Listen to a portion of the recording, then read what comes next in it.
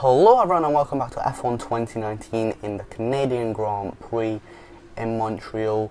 We're just checking out the messages really quickly. Emma's saying that if we get one clean race we get 400 resource points extra, which is really nice to hear.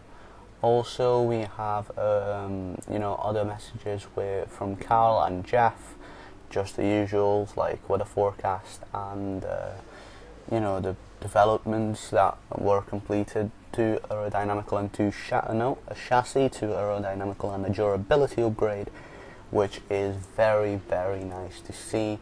Obviously that's going to put us in front of Haas, probably, maybe, possibly, but no, we're still behind Haas but in front of the racing points, which is still very nice to see. Obviously we're moving up in terms of the whole driver, the teams, in terms of the car performance and everything, so it's looking pretty solid for us right now in terms of R&D, and we have another major upgrade coming in the power strain department, which is obviously the engine power, and this is the moment. After this upgrade we can start getting some other minor upgrades for separate departments, like chassis. Right now we can do weight redistribution and weight reduction at the same time, which is obviously two different things, but weight reduction actually advances the R&D screen further, or the R&D performance in terms of the chassis further, which is nice to hear as well. So we're probably going to go for that one at some point later on, instead of the weight redistribution, which also helps us, just not that much. So we're probably going to go with the other things. But for right now, we're just looking at everything and how far it would put us in front, and we actually get the weight reduction upgrade for the car, which is very, very nice. And that's going to be done for the next race weekend. But without any further ado, let's go to practice.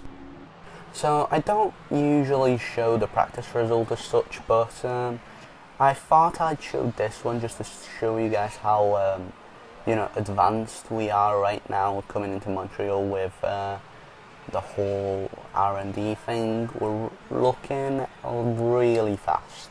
The only person that we're actually behind was Bottas, and the difference between us was only a tenth and a bit. So that we're looking really solid for the race, and we might actually get a podium if we get a really good qualifying result here. Great work out there today. Let's have your thoughts. Are you hoping things clear up before qualifying?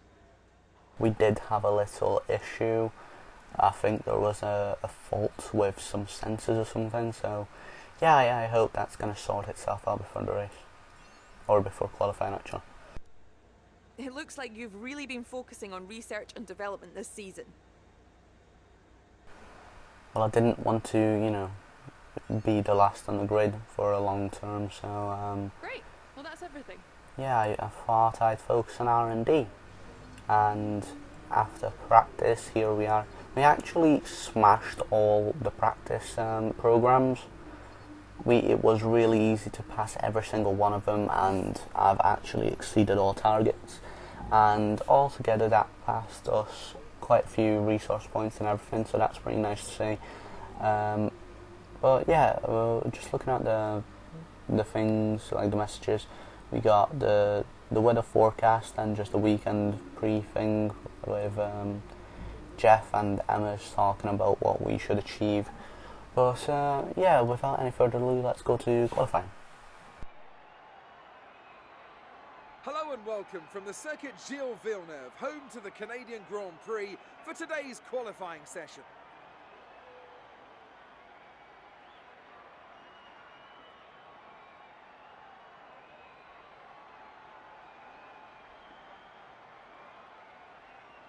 Looking at this field today, Anthony, do you think we're going to see anyone take a chance? Maybe run the hard tyres and save some of the grippier tyres for the race tomorrow?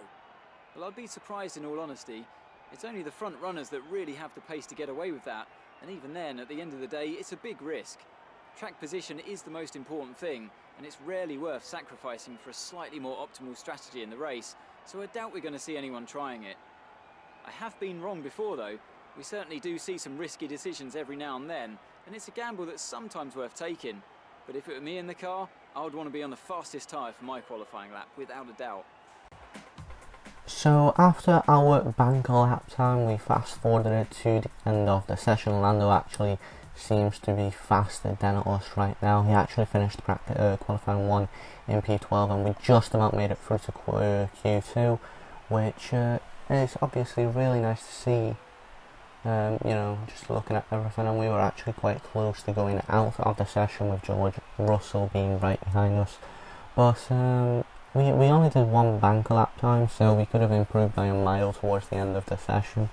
So, you know, it wasn't too bad of a, you know, a qualifying session to do. But right now we are in the middle of doing our banker lap time, or the end of doing the banker lap time in Q2, and we're just going to check out where that's going to put us. It's P5 for now.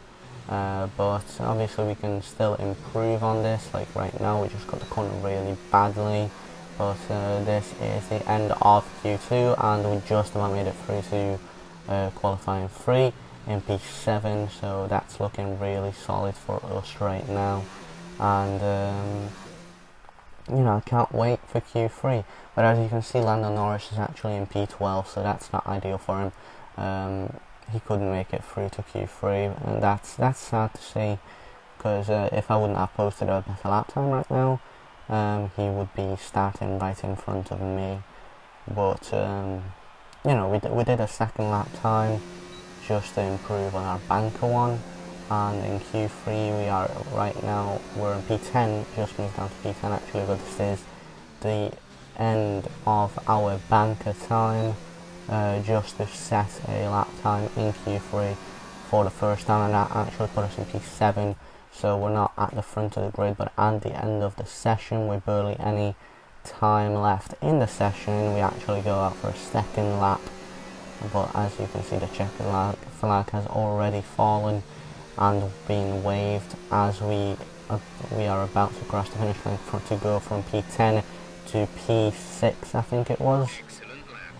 Yeah, it was P6, so we're going to be starting from P6 in the race. But unfortunately, on the banker time that we have set, I have used my second set of softs, which was the tyre that I've actually the tyre set that I've used in Q2. So we're gonna have to pit really early, which you know, just messed up my whole strategy by not paying attention to what tyre I'm actually going out on, which is quite sad to see. But you know, Lando, he's already won our rivalry, and this is our second rivalry, and I'm about to, you know, win over Weber, or it looks like I'm winning over Weber right now in terms of the rivalries. But we actually get 203 extra resource points from qualifying, which puts us in an overall total of 905, I think it said, and our respect and showmanship actually goes up, which is not what the team wants right now. But you know, I can't really say anything else compared to or according to what I've achieved in qualifying, because it's a really nice position. Unfortunately, I've messed up the strategy by going out and setting a banker time in Q3 with a U set in Q2, which is what we are supposed to start on. So I've just gave that set of tyre some awareness that was not needed. But as you can see, we're actually leading Lando in our rivalry by a point, and our rivalry against Weber, we're actually leading by 2. So it's looking pretty solid for us in terms of the rivalries, and we're just checking out for the last time around. But it seems like by next weekend we're actually supposed to be in front of the Hasses. So, you know, that's really nice to see. We're moving up in terms of the driver, not the driver, but the team core performance in overall totals, and we're just checking out the aerodynamics, but not actually buy anything, I don't think, because we don't really actually have anything to buy, just durability upgrades, but I don't think we actually need it. So yeah, that's all from me for now, and without any further ado, let's go to the race. We're back once again beside the St. Lawrence River here in Montreal for the Canadian Grand Prix. The event first moved to a variant of this track back in 1978. It was won by none other than Gilles Villeneuve, the first Canadian to ever win his home race, and in whose honour the circuit would be renamed. It's one of the fastest races of the season here at the circuit Gilles Villeneuve, with around 60% of this 2.7-mile circuit taken at full throttle. There are 14 corners to navigate, the very last of which has its very own infamous history. Could be the cause of a safety car today.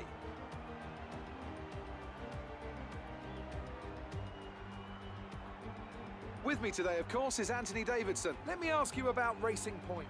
They've had just one retirement in the last 5 races. What do you think that says about the reliability of their car? It's a good statistic for sure, as it demonstrates not only mechanical reliability, but consistency from both drivers as well. These are 2 of the first boxes you have to tick for any successful season. With the race minutes away from starting, here's what today's grid rundown looks like. Lewis Hamilton lines up on pole position, and starting alongside in P2 is Sebastian Vettel. Moving on to the rest of the grid, we have Gasly, Leclerc, Moore and Hulkenberg, Verstappen, Magnussen, Grosjean and Sergio Perez, Norris, Butler, Daniel Ricciardo and Raikkonen. Bottas, they've taken a grid penalty. Russell, Lucas Faber and Alexander Albon. Kubica and Antonio Giovinazzi starts from the back of the grid. And with lights out just moments away, it's time to go down to the track. Now that we've got some points on the board, let's continue this form and aim for another top 10 finish. I shall do so.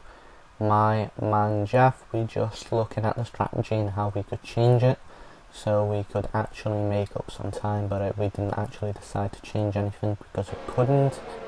But yeah, honestly, we don't really looking too bad for a race, except our strategy is a bit messed up because of my fault, and there's actually something going on with the screen that I've seen on the screen, like on the actual screen while I was driving the car, so it looked a bit weird in the replay as well. But 5 red lights, and away we go for the Canadian Grand Prix. We actually bogged down from the start. You know, Hulkenberg actually flies past us, but we make it back into turn 1, so we didn't actually lose a position so far. So as I said, so far so good. But Verstappen's behind us now, and I'm not sure if he's actually going to make a move. But Gasly and Leclerc are going slow because they are going side by side, as Leclerc kind of shows us off onto the grass. But that's okay because we didn't actually hit the wall or lose too much time. But Verstappen is actually right behind us on our gearbox right now. It actually goes down the inside to make a move, but we do not let him go past. We're just about heading to the hairpin in that part, but nothing actually happened for the next 3 laps. So yeah, you know, lap 4 we're actually going into the pits for our first stop of the day, very early because I messed up the strategy and the tyres were already worn. But you know, this is going to put us out in P20 and we're not going to get held up by any drivers, so we might actually make up some time, hopefully. I believe this has already happened in a race and that didn't turn out to be too well, you know, in Spain. So I'm not sure if it's going to work this time around, but we are very fast in Canada this year, or you know, in season 1, because I am really good in Canada. That's my favourite track, and I do know how to drive it with some solid pace. And this is just you know, showing you how I caught up with these guys, actually cutting the corner a little bit, and we get a good toe on Giovinazzi, who's actually going really fast in the straight, or just as fast as us, as Charles Leclerc is out of this race as we move around the outside of George Russell. Actually shoves us off the track really aggressively. But now let's have a look at what actually happened with Leclerc. You know, he just had an engine failure, a retirement, and that actually put Gasly into the back of him, and he actually lost some of his front wing, which means that he might be going really slowly and we might actually get the podium this time around. But back to us, it's George Russell who's inside that we just went down, and this is Leclerc on the side right there. So, you know, this is not looking too bad of a race so far, but we are in P17 out of 19, and there's a lot of traffic that I have to make my way through. But, you know, we barely just marginally missed Grosjean's back end there. So he was going really slowly into that corner, but we actually managed to keep up with him and catch back up with him after the hairpin into the chicane, and that's as clean of an overtake as you want, and he slowed down by a mile. So we're just going to go check out what actually happened in the replay. So we went down his outside, and he might have locked up, possibly, I'm not sure, but you know, it was nice enough. It was quite a nice overtake. But we're on to lap 9 now, and this is Albon right in front of us as Gasly comes out the pits and tries to make a move around or down the inside, but we do not let him. So this might be a race for, you know, the books, the history books, as we actually fight for P3. I think it's in at P3 through traffic with Gasly, as we try and go down the inside of Albon, as Gasly actually goes down our inside. So we were 3 wider into the hairpin, and Gasly actually makes the move stick this time around. So that's pretty nice here to replay of it. Hopefully it's not really messing up, but you know, no contact actually done in that 3 wide section, which is very, very interesting because we came very close. Oh, there's something happening with my voice then, but yeah, we came very close, and you know, on the next lap Gasly gets held up by Kubica into turn 1 as we get some damage on our front wing, but we actually managed to stick it down the inside once again. So yeah, this fight with Gasly for an FP3 through traffic is still going on, and this is now on the same lap, at the end of the lap, as Gasly locks up massively into that corner, and we take the position once again. But this is many cars trying to overtake me as Gasly spins, and I get a warning for the collision with Gasly.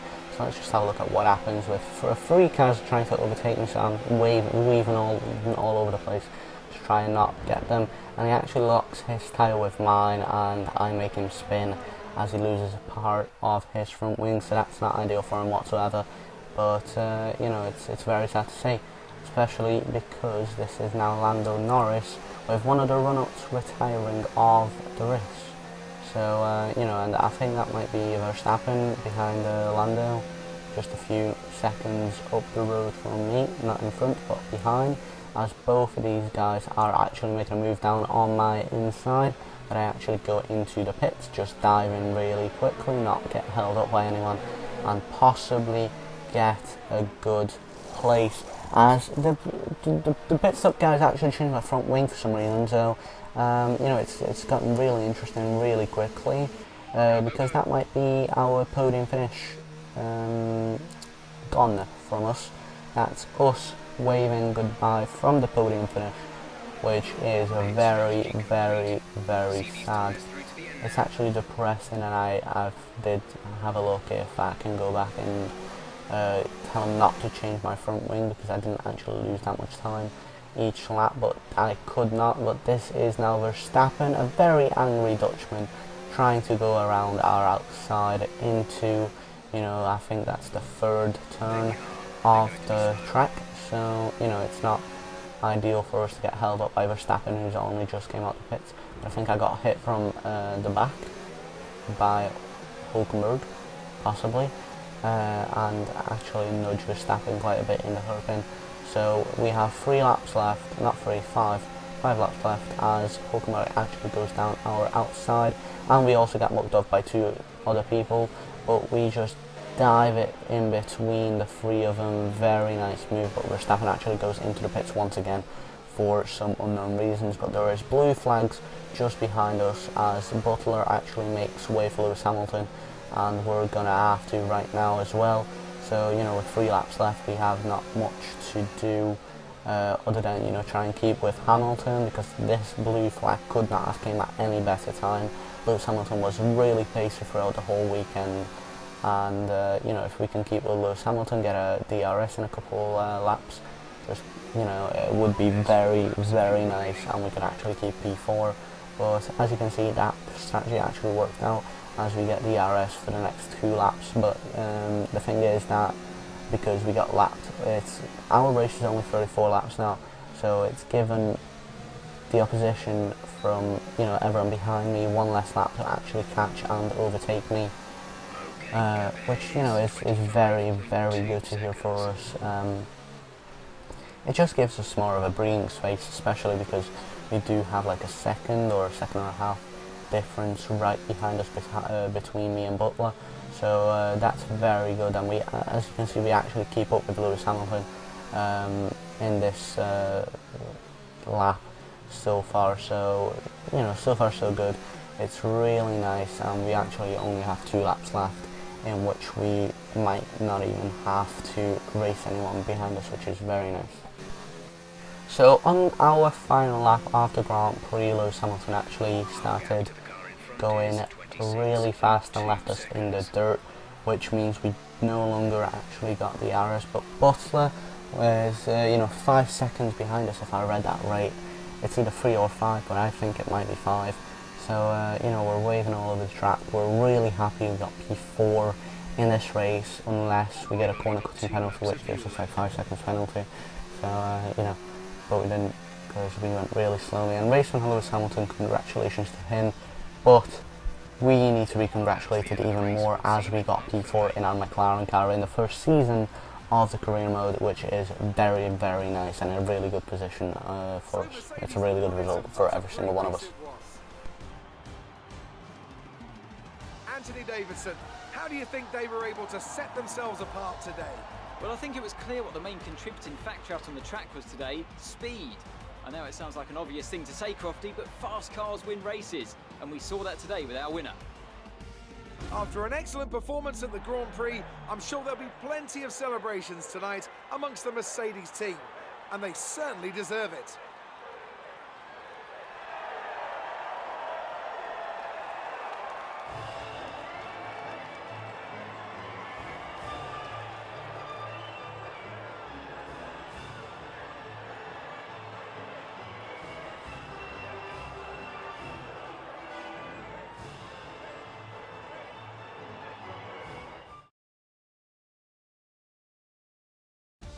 Let's see how the driver standings have changed. So as you can see, we got P4 and Norris actually got P7, so it's a really good outing for Lando as well with 6 points.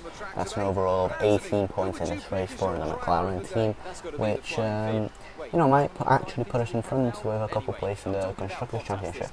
So, you know, the whole race weekend has went amazing for us. It's been an amazing weekend throughout the whole weekend. Yeah, I've repeated myself many, many times there. But yeah, I'm just really glad that we got this result. As you can see, we actually make up 2 positions in the driver standings, and Lando actually goes up as well.